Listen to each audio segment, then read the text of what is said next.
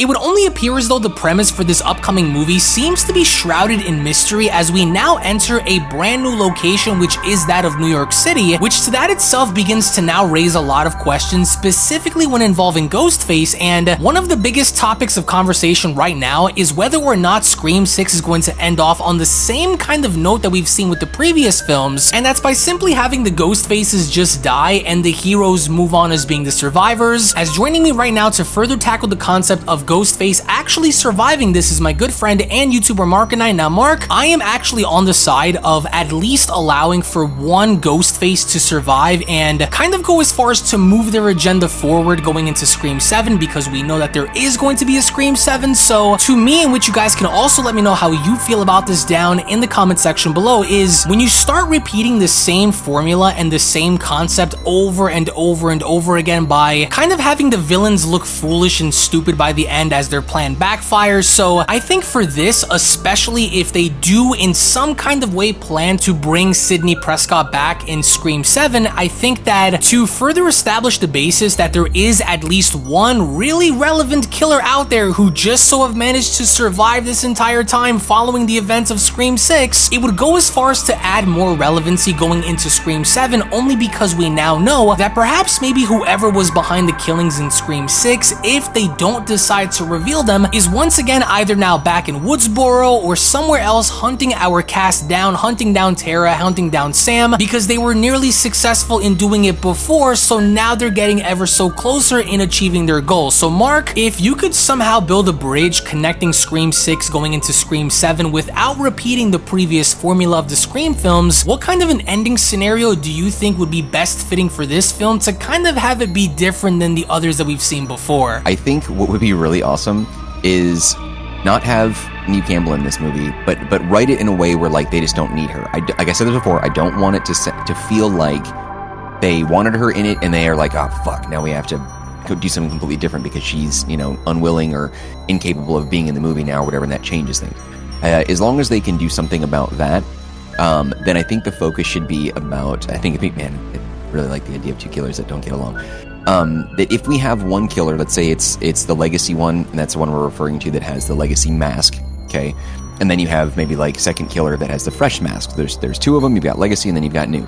I think what would be excellent would be if I don't know who I would want to get away, the new one or the legacy one. I think it might be cool if the legacy one gets captured and the new one gets away, which pisses off like the legacy one. I think that would be fun. But I also think what would be really freaking cool is if the new one killed Sidney, because I don't think Sidney should be alive. I'm of the belief that just because you're a main character, just because you've been around in the franchise for so long, does not mean that you get a free pass to surviving forever. I think it would be awesome if the new, less experienced killer either A, killed Sidney, or the legacy one killed Sidney, but the new one took credit for it. And then the legacy one, like, was pissed about that. I think having those two at odds with each other based off of, like, okay, like, this, so legacy killer has experience, has a talent, I know it's kind of messed up to say, but has a talent for killing, very clean, doesn't leave any evidence, there's an artistic way that they go about killing, which again, I know sounds messed up, but you get what I'm saying. And then you have the inexperienced fool who's like just rushing and like, you know, killing in such an ugly way. There's no real rhyme or reason to it. There's no art. There's no revenge. It's like the cuts are messy. Like there's just a lot of like like, you know what I mean? It's just, it looks like an amateur did it versus a professional. And I think that if somehow the amateur one got credit for Sidney's death, or maybe did do the killing to like when they had no business of doing that, which would piss off the legacy, like, experienced killer, I think that would be how I would want to do it. That's how they're at odds with each other. They don't get along because they have different ideals. One is clearly a newer, inexperienced copycat and either kills Sidney or gets away with it, like, or gets credit for killing Sidney, which pisses off the legacy. And I think maybe the anger that legacy would feel in that, because they want to be known. Like there's a certain level of like narcissistic mindset that they all seem to have in these movies. That seems to be a very consistent and constant thing with them, is they want to kill and they want to get credit for the kills, or they want to be a survivor that or that a killer that got pegged as a survivor and then writes a book about their experiences and becomes rich and famous. Like all that, there's all sorts of different reasons, but they're all sort of tied to that. And I think it would be really cool if that is what pisses off and sets Legacy over the edge, is like, no, I did this. How dare you take credit? You are nothing but an inexperienced copycat. Like, you took my kill.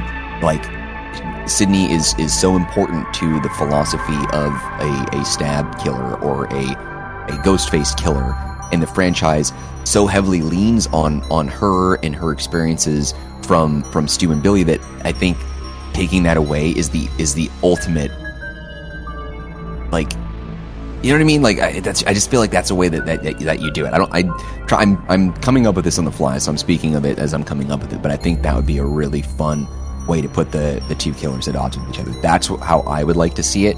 As far as like writing the story, I don't know if I could do it very well, but I will say that I think that would be a lot of fun, and that would be something that I personally, as a fan of the franchise, that's what I would want to see. See, and that's why I'm a proponent of having Stu come back, because there is a lot of history involving him and Billy, especially when looking back when Billy was cutting Stu and setting up this whole narrative to kind of frame this as being a struggle, when in reality, if you pay very close enough attention, Stu was getting stabbed a lot deeper and a lot harder than how Stu was cutting Billy, you know what I mean? So if Stu were to come back, there is a reason why he can go after Billy's daughter, only because the motive can be, hey, your father left me for dead.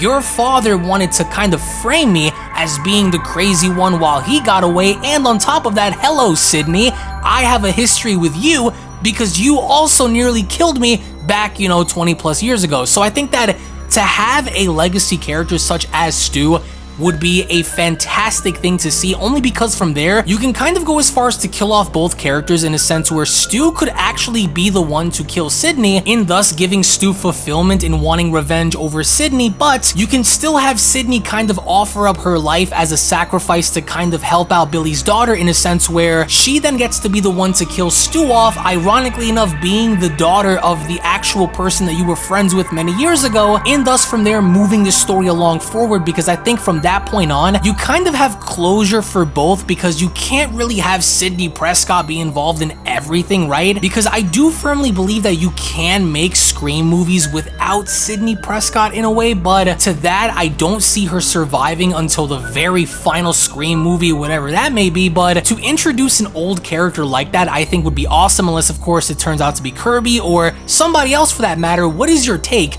on having something like that actually happen, to where it kind of swerves the fans and just delivers a shocking moment to everyone in the audience? I do disagree with that at the very core. And this all goes back to the things that we've talked about regarding the Scream franchise and what makes it different between Halloween and Friday the 13th and Nightmare on Elm Street. There's only so much you can do in a Friday the 13th movie without Jason. If it's not his mom, and if it's not Jason, then it's not really all that interesting. But the franchise itself, while built on the piggybacking off of mom being the original killer, when you think of Friday the 13th, you think of Jason. You can't really argue that very much, just because he's been at the forefront and center for so long. I think the same thing with Nightmare on Elm Street. Without Freddy, then it's not. Who cares? It's not Friday the 13th, or it's not Nightmare on Elm Street then. I think with Halloween, I think you get slightly more flexibility with that, because it's the idea that it's the shape of evil. I think Freddy doesn't wear a mask. His burnt face is his identity. Jason, yeah, he does wear a mask, but he's also an immortal, being a deadite, whether or not you want to believe in that sort of explanation. But Michael is different in that, especially in the new reboot, if you consider that to be the full canon, if that's legit canon and anything else not, if it's not the Cult of the Thorn or whatever, then he's not supernatural. He just happens to be, very strong, whatever. That's a whole other conversation. But he's a normal guy, and he's in a mask, and I think him being the shape of evil does suggest that you could have a different killer at some point taking over that as the embodiment of evil, like we saw in Halloween Ends. I know the fandom was very, very divided, mostly leaning in the negative on how that whole thing went, and I totally understand. But I don't think it's because of I don't think it was the content or the substance of the subject matter of all that. I think it was how the story was told. And I think that's what people need to remember, is that you think you hate the story, but I think really what people hate is the way that it was told. With Scream, it's sort of the same thing, in that there's a lot that you could do with this story to make it super duper interesting if it's told in the right way. But I think because every storyline has always been a different person, you could really do a lot with it, which is why I don't think going to New York is a big deal. I don't think having like a new set of characters is a big deal, and I certainly don't think that Neve, or Sidney specifically, I don't think that her being alive is a must. I don't think you have to have that. I think we can move past it. I certainly don't think, since she's not going to be in this movie from what we know, I certainly don't think that she should be written off and been like, oh, she got killed off screen. That would be a big FU to the fandom, and I think that would piss everybody off. You can't do that. Now, in the off chance that in some way, shape, or form this is all some sort of publicity stunt, and Neve is in the movie as Sidney Prescott, and she has some unique role in some way, whatever. But I think if you're going to keep her out of the movie, then the story just has to be not involving her. And I think you explain that by being like, well, it's in New York and she doesn't live in New York, or she's not in New York, or whatever the situation is. I don't know. But don't kill her. Don't do much with her. She's just not in it, and that should be okay.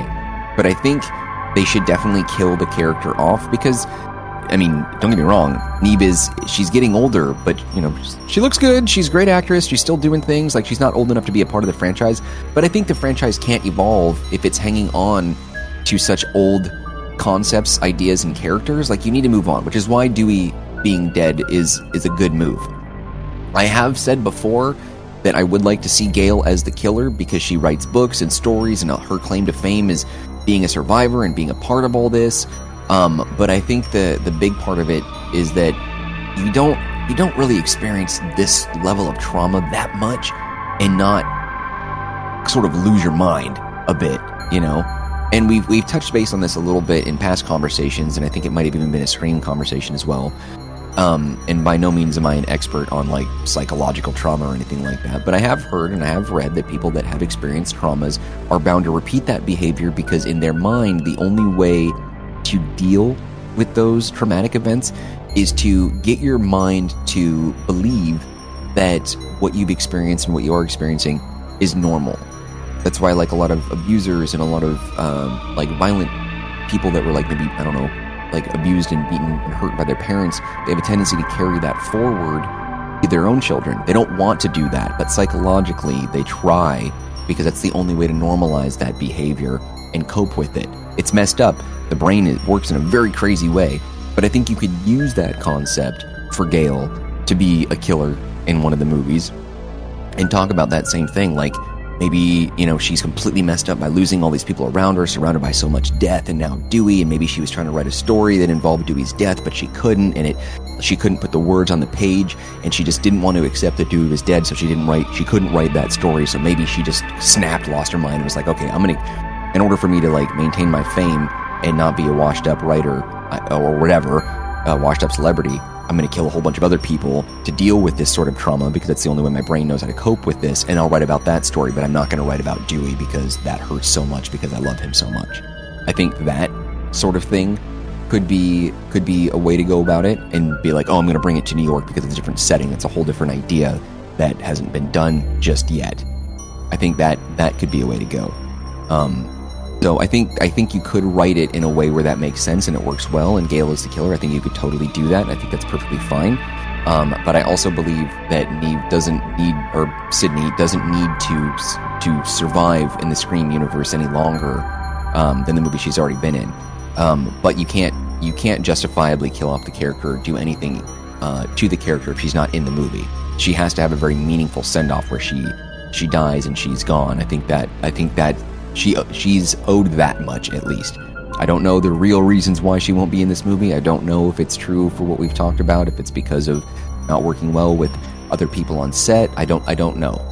But the one thing I do know is you don't take a character like hers and then just be like, okay, well, we're just gonna write her off and that's that. That would be really freaking dumb, and I think that would piss everybody off. But yeah, I think Gale could totally be a killer. You could totally make that work. I think Neve could totally die.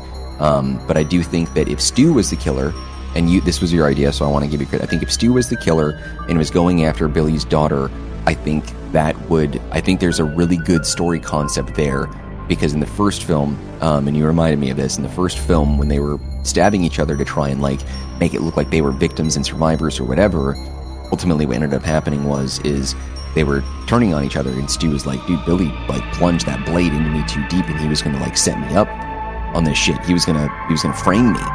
And I think that would be a great motivation for Stu to want to kill his daughter, because obviously Billy's not around anymore. But the problem is like, how do you reintroduce Stu after all these years? Like, where has he been? What happened? Like, why has he not been a part of the story? Like, what's the deal? Is he in a psych ward? Like, is he dead? Like, is it, what's the reason? Were they trying to cover it up? Like, who knows? But with movie magic, with writing magic, they can bring him back in a certain way and make that where he could be a part of the killer as a legacy. So there's a lot of possibilities here. But I think you had some really good points and some really good ideas about how to make it work with characters like Stu. I think there's definitely the possibility of making it work with characters like Gale, and I think we can move into a new era and follow a new set of rules, or even if there aren't any rules anymore to slasher films, then I think we could do that and kill off legacy characters while also allowing one of the two killers to survive. I think that's totally doable. I think we could totally make that work, and that's totally within the realm of possibility and reason. And honestly, I'm really hoping that they don't end up writing some crappy narrative into where it just ultimately from there becomes a rinse and repeat cycle. Villains are introduced, villains are killed off in the end, hoorah, like, you know what I mean? But let us know what you guys think down in the comment section below in regards to this topic. As again, I want to thank you all so much for watching. Thank you all so very much for your time, to where if of course you guys are new, then I do encourage you guys to go on over and smash that subscribe button and turn on all notifications, so that way you guys never miss a single video that is posted onto the channel. On top of that, by also scrolling on down below and giving this video a big fat thumbs up right now by smashing that like button. Tune back in for more. And with all that being said, I will be seeing each and every single one of you down in the comment section below and in the next video. Take it easy, everybody, and have a great day. Peace!